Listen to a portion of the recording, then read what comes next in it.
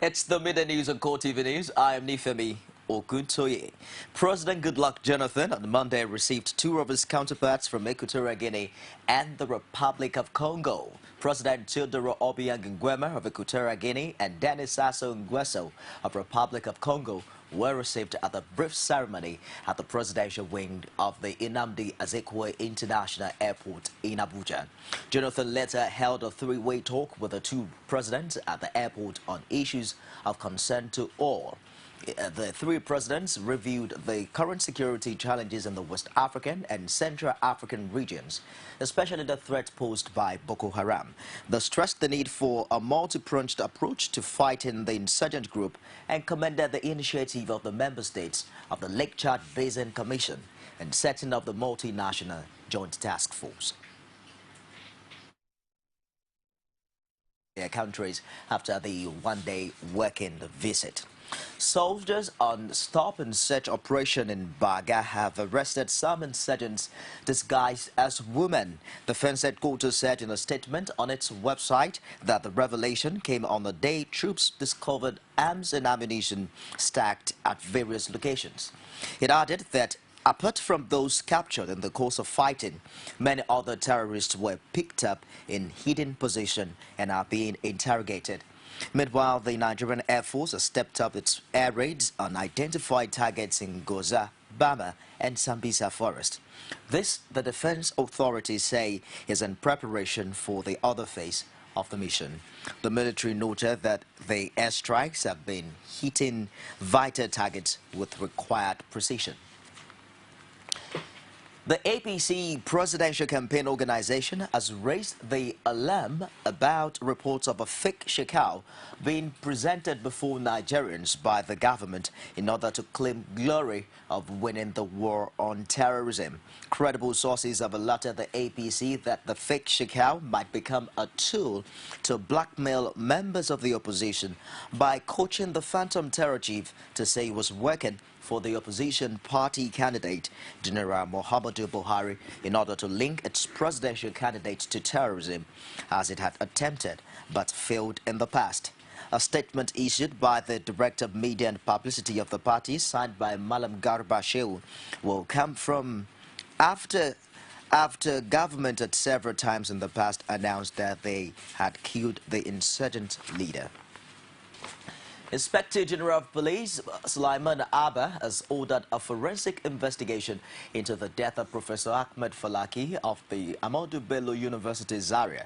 He issued the order on a day the police confirmed that the professor's vehicle, which was snatched by Boko Haram insurgents, had been recovered in Bauchi and a number of arrests made.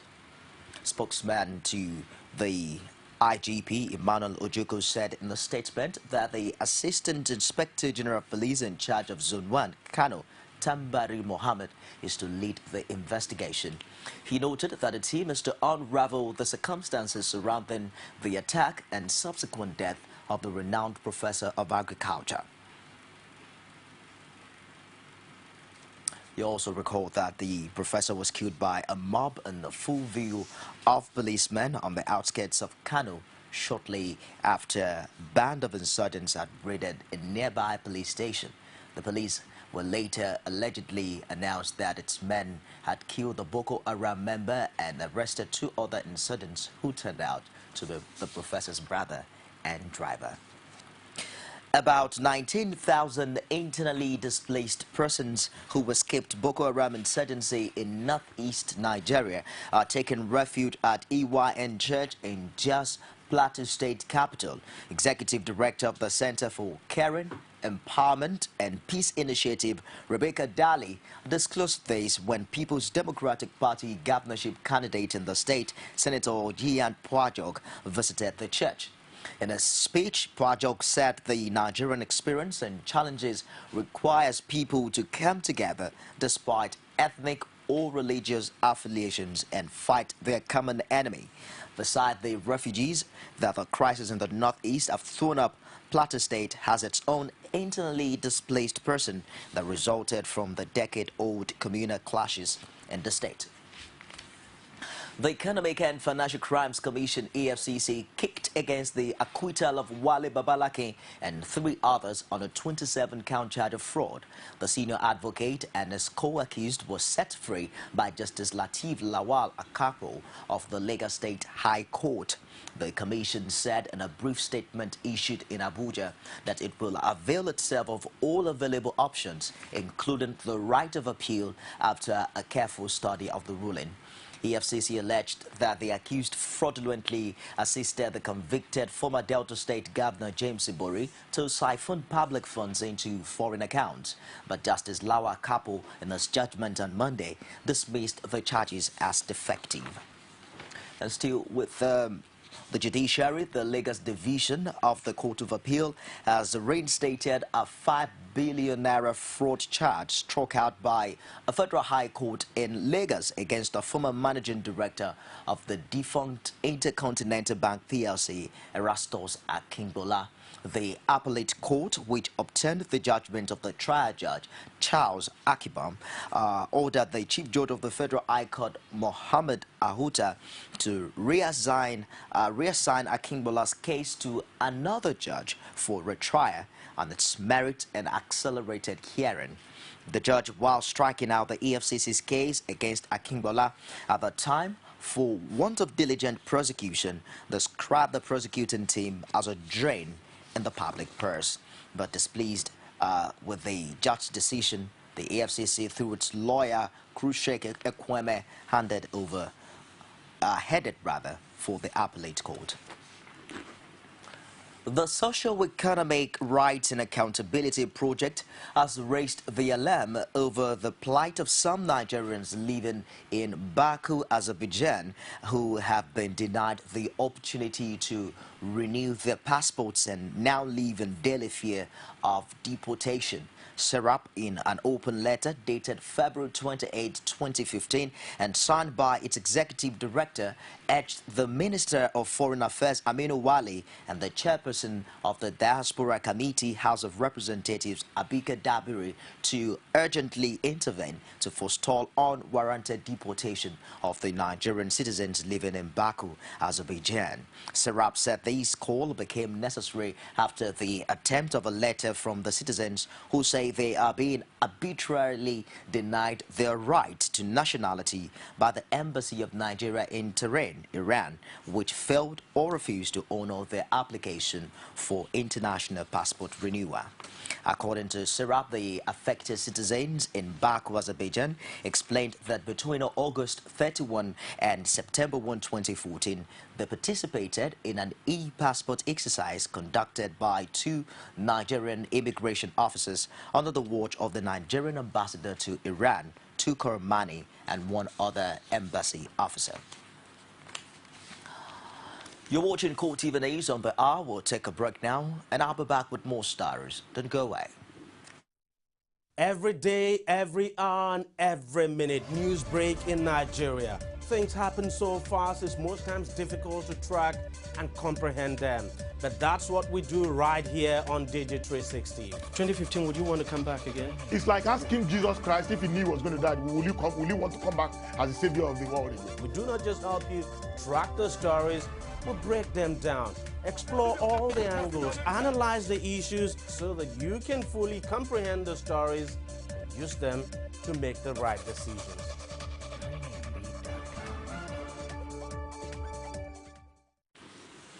Thanks for joining us again. You can also get all of our top stories on any of our social media platforms. On Facebook, it's facebook.com/CoreTV News. Our Twitter handle is at CoreTV News NG. We'll also stream live on YouTube now.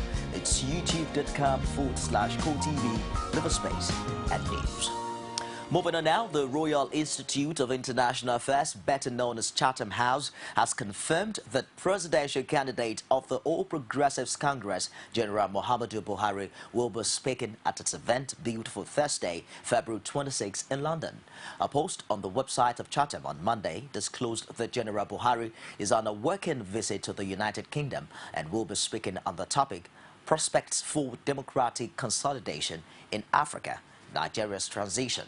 The program, to be chaired by former British High Commissioner to Nigeria, Richard Gosney, will commence at 10 a.m. London time and last for just an hour. Chatham House said on its website that there will be a live streaming of the event at 10 a.m. GMT and wants anyone interested in posing questions to General Buhari to do so via Twitter using the hashtag #ChaAfrican. Now, all prospective attendees are also encouraged to apply to attend on or before midnight of Tuesday, February 24. Meanwhile, Ekiti State Governor Ayafaya Shea has insisted that All Progressives Congress falsely misrepresented a television interview done by its presidential candidate Muhammadu Buhari in Nigeria. He claimed that the photo scenes recently circulated by the APC as an interview by a TV journalist based in London was actually recreated in Nigeria. Fayose also maintained his position that Buhari is not fit to rule the country. I was complaining, I was alleging the general, and I was telling him that since he came, the APC have been doing those things they are not supposed to do. Even the day before election, that were not supposed to be campaigning, they were campaigning, and he was doing nothing about it. Nigerians are headline readers. When they send a link to them, they only talk about the link, not the content. Go and take your time to listen to that. I'm ready to defend everything I said there. Well, that was Ekiti State Governor reacting to the audio leaked by a particular captain on the proposed rigged Ekiti election of June 21, 2014. Well, reacting to the health status of the APC presidential candidate, Ogun State Governor Ibukule Amoso has dismissed the rumor that the APC presidential candidate is sick. While speaking at the Cultural Center in Abeokuta, the Ogun State capital, Governor Ibukule Amoso says it is disgraceful and obscene the constant death wish by some highly placed Nigerians against Buhari. He added that Buhari is fit, as always, urging Nigerians to disregard the rumor about his health. Assistant Director, Inspector General of Police, Zone 6, Tunde Ogunshaki, has accused political leaders in Rivers State of breaking the peace deal facilitated by the police. Ogunshaki said on Monday while speaking with newsmen in Port Harcourt that politicians in the state who were part of the peace accord deliberately flouted the law. He also disclosed that he had relocated temporarily because of the violence in order to ensure that peace reign in that clime. Ogunshaki had on February 12, 2015, facilitated a peace accord among politicians from the PDP, the APC and other political parties. The APC governorship candidate Dakuko Peterside and his counterpart from the PDP Nyesom Wike had during the meeting promised to prevail on their supporters to shun violence before, during and after the coming elections. Despite the peace agreement, Ogunshaki stated that political actors in Rivers had refused to follow the dictates of the agreement, describing the development as unfortunate. Now, one of the founding members of the People's Democratic Party, Chinwoke Mbadinuju, has dumped the party for the All Progressives Congress. The former Anambra State governor stated at the news conference in Abuja that he took the decision after considering the injustice he had suffered in the hands of the party leaders who handed over PDP structures in the state to politicians of questionable characters. Mbadinuju, who was received into the party by APC national leaders Ogbonnaya Onu and Tony Momo, is confident that Nigeria would be better with Muhammadu Buhari at the hands of government. Because if you look at graphic, PDP had come first in terms of location, and then followed by APC, and there could be other parties too follow. None of them will not cluster one day, one place.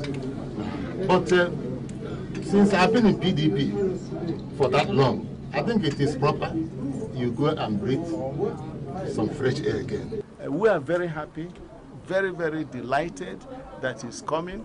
And you can't be talking of relevance for somebody who had been a governor of a state and he was elected as governor. He was not appointed. So while as governor, he did a number of things, for our people in Anambra State. And there are so many persons who will always remember, what he did. So he is very relevant, and we are very happy that he has come to APC. The APC is a very big political party, but we want it to be bigger. We want more people to come in. And for me, who also happens to come from the southeast, I am personally very delighted that he is coming, because there is so much work to be done. You can see that the harvest is plentiful, but the laborers are few. So we are exceptionally happy because his coming will help us to bring more people, not just in the southeast, but all over the country.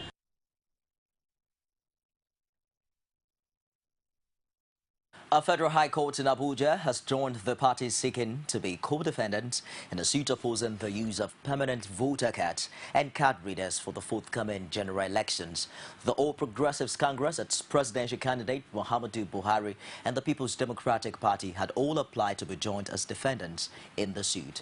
At the resumed hearing of the matter, Justice Abdul Qadir Abdul Kafarati also granted request by a civil society group, the Fiscal and Civil Rights Enlightenment Foundation, to be joined as defendant in the same suit.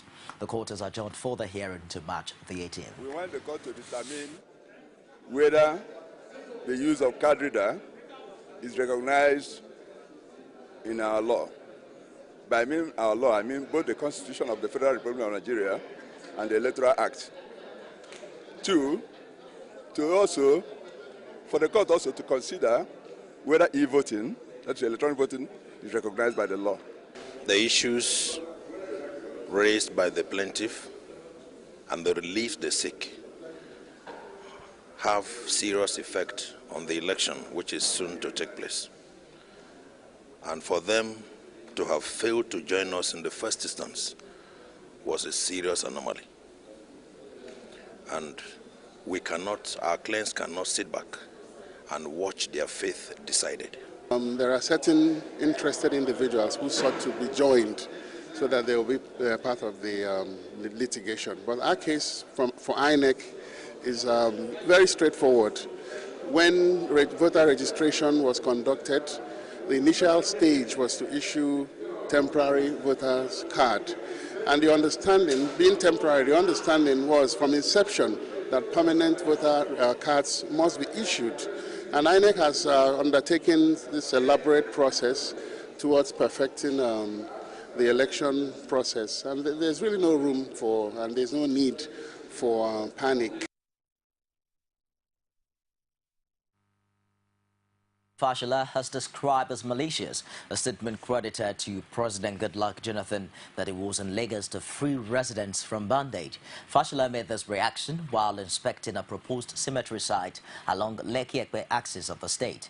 He says if truly residents of the state were living in bondage, the president would not have been able to spend 5 days in the state during his last visit. I want to assume that he didn't make those statements, because if he did, the question to ask him is if he has come to free them from bondage. He was here for 5 days, meeting with people, dishing out money in dollars to them. These are the reports that we got, and I would have said that it was an unpresidential statement made in an act of desperation. That means he's been living in bondage for 5 days. If he was coming to rescue people from bondage, that means he himself was in bondage. If he wants to, you see, if he can live here for 5 days using patrol vehicles that we paid for, let him go and spend 5 days in Chibok, and he will know what bondage really means.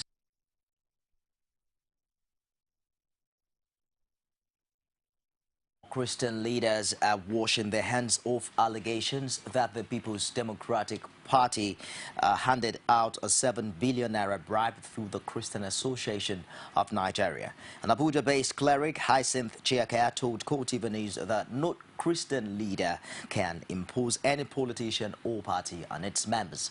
According to him, both the ruling party and the opposition All Progressives Congress are filled with the same category of politicians.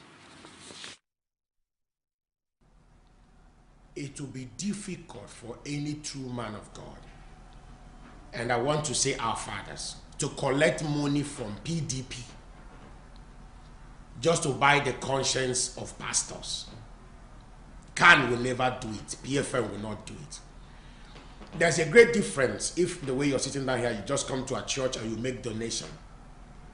Of course, the sentiment, our conscience can be affected because of gift, because gift corrupts the mind. That is if there's a gift. But apart from that, it's difficult for any of our fathers. I've not discussed with any of them, but I doubt if any one of them will collect me and say, give me 7 billion, let me share for pastors, so they can impose it on their members to vote. So I don't think that is very true. That can be very true. I've not heard of any pastor that I know telling me that money was given to him by PDP for members to be persuaded to vote. I've never heard. So I doubt it. I don't think it's possible. We'll take another break now, and I'll be back with stories outside Nigeria. Stay with us. You can now watch CoreTV News live from anywhere in the world on our website, www.coretvnews.com. Click on Live TV on our website and watch us live. And welcome to CoreTV Primetime Days. To follow us on Twitter, click on Twitter icon on our website. On Facebook, click on the Facebook and YouTube to see all our previous news production. You can also watch us live on YouTube. Click CoreTV, leave a space, then News. CoreTV News, a 24-hour news station. Welcome back. Prime Minister Tony Abbott has announced a push to toughen citizenship laws and tackle those inciting hatred in an attempt to target domestic extremists. He said citizenship for dual nationals involved in terrorism could now be suspended or even revoked. People born in Australia could also lose some privileges if they broke anti-terror laws. Officials have warned that the country faces a growing security threat from radical Islamists. Dozens of Australian nationals are thought to be fighting for Islamic State militants in Iraq and Syria. Experts are now worried about the effect of returnees and on those who support them on domestic security. Ukraine's military said on Monday it could not start withdrawing heavy weapons from the front line in the east, as pro-Russian separatists had not actually stopped attacking government positions despite a ceasefire deal. Over the weekend, rebels and the Ukrainian military said they had reached an agreement to begin the process of withdrawing weapons as required by the ceasefire deal that came into effect on February the 15th.